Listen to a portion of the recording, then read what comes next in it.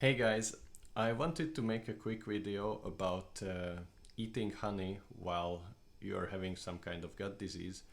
So, because gut disease and dysbiosis go hand in hand, you have to be careful with what kind of sugars you are taking in.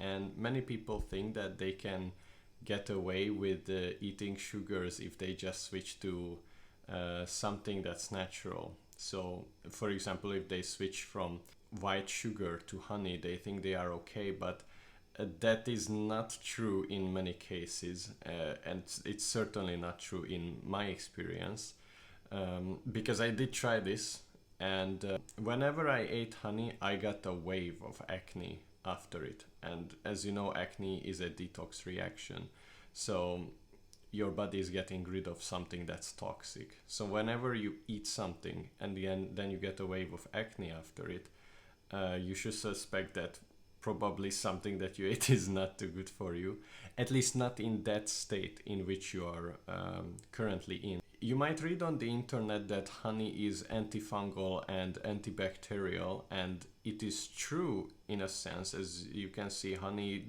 pretty much never goes wrong. You can hide a jar of honey somewhere in your kitchen and it's going to be good forever, basically. But it is because of the viscosity of the honey. But honey being antibacterial and antifungal is true to pure honey. And once you eat that honey, it's going to be diluted in your stomach. So you will be mixing it with water, you will be mixing it with food. And also, by the time it gets to your intestines, it has to travel a pretty long distance. So when you put honey on a wound, for example, you completely cover the wound with honey. So of course the wound is not going to be infected, because that's really a large amount of honey that you have on a small injured surface. But once it gets to your gut, this is going to be completely reversed. You will have a large surface, which for many people is going to be injured, and you will have very little honey because it's diluted, it already traveled a long distance.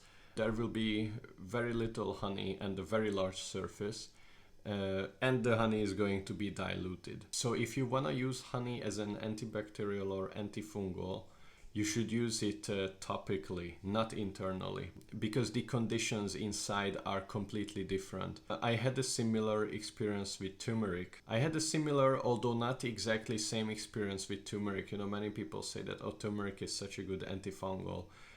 And I ate so much turmeric that it literally made my food taste disgusting because the amount was so high. This was back in the days when I was experimenting and I didn't really know what I was doing. And trust me, I ate a ridiculous amount of turmeric and it didn't do anything for my gut. So just a quick heads up, don't consume honey, at least not in large quantities while you're having gut disease, maybe like 1 teaspoon a day or 2 teaspoons. But your body is going to warn you, so you will know what you should do. And this is true to not only honey, but to other more natural sugars, like maybe you might try brown cane sugar, or you try to sweeten your foods with fruits, but those still contain sugars, and many of these sugars are very easily available. So in my experience, you can't really get away with consuming carbs. Some people can, but not everybody. But don't worry, because there are ways to work around it. But don't worry, because there are ways to work around this issue, so you do not need to stop consuming carbs completely. And there are ways to decrease the effects of the carbs on your body. And if you would like to find out what these tricks are and get some coaching so your gut can get better, please contact me at kerek.chris95@gmail.com. I'll see you there.